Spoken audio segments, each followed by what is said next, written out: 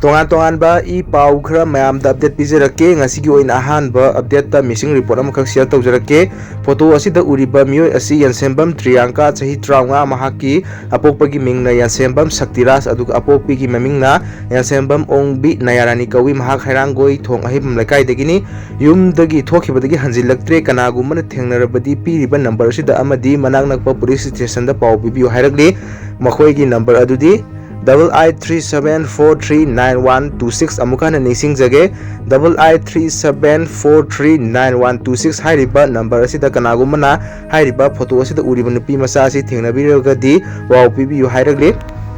atopa pau amada Kashmir gi Pahalgam da terrorist singna landarakpada miyoi kunmanga tourist lamkoiba kaya yauna laikhidre kaya ama sokle haire atopa pau amada PR na yani hairamba mayamdu hidak tawgina thibada phangdre haina khoraijam athobana akoigi TV discussion amad haikre atopa pau amada ligla bakery singmairongi outlet ta sakhangdaba singna lut tawram le haire ngarang ahingda kana na tawram libruno satharam libruno habadi hojima ki oina khangba ngamdri haire atopa pau amada Arambai Tengol Unit 41G bamgi miyoi ani kasargi miyoi Ajimul Hussein Laskar kauba ama pharaga phubada chenabai police na phare haire mamingna RK Khomdon Sana chahi 32 Boro Behkra dagi amasung Laurembam thoiba chahi kun of Uchan thoi hairiba miyoi ani asi akoigi police na phare haire atopa post amada Manipur sina kamai ubiri bajano khangdre Kashmir da kuntret laikhidabagi chaka charam dabi hale hairi asuk kuiraba Manipur gi sina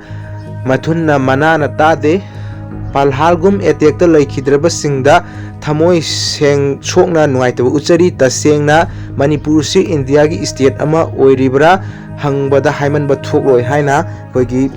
Prime Minister Narendra Modi na Saudi Arabia da Chak charam dabi Kashmir gi Pahalgam attack adugi nuaitaba phongdokpa oina halakhre haire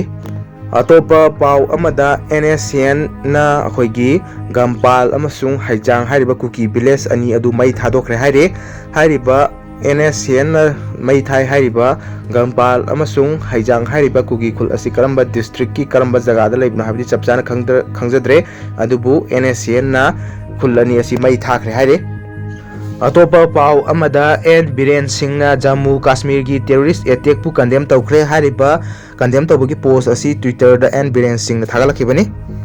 atopa pau amada council na loba class 12 exam result sayo sida lauthoklaba yai Council of Higher Secondary Education Manipur kosem na loba sahi asi ki higher secondary exam 2025 ki result chaliba sayo sigi manungda soidana lauthoklaba yana leire haire Kiramasi matang na press na phangwa pawi matung ina state asidagi mapalamda mahi tamba chatkadurba mahiro singna haukiba sahi singda exam thengna haidokpana maram oiraga admission tawbada thengnaba khudongcha daba kya adugi yenglaga kosemna exam result asi nganna haidonaba thorang tarokpani haire masigi dama kosem ki maike dagi exam asigi evaluation amadi tabulation gi processing asu engama ta yahondana sem saba pumba loisilakle loinana kosemna exam asibu haidoknaba khumba gyangna paikhali thabak thoram kaya asigi yenglagade kosemna piriba April 13 ki deadline asisu no mangankhalaga April 15 gi nungthilda exam asi haitolaba yai haina impact news ki paw source asina makhata na haire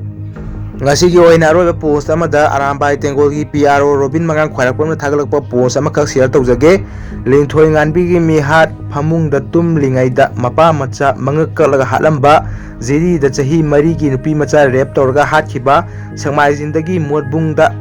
Gayentri na makokta yalaga hatkiba atay mayam amasu lairi sidana nongmata wahai ama phawba haikidaba swagi khongban sengba rajniti wala mayam sina kaino loire ngaragi Kashmir gi thodoktugi nungaitaba phongdokliba kap law tawriba bayamsi onthokna nungsi khraboireko loire tawsinnabi leibak nungsiba sabi mayam sida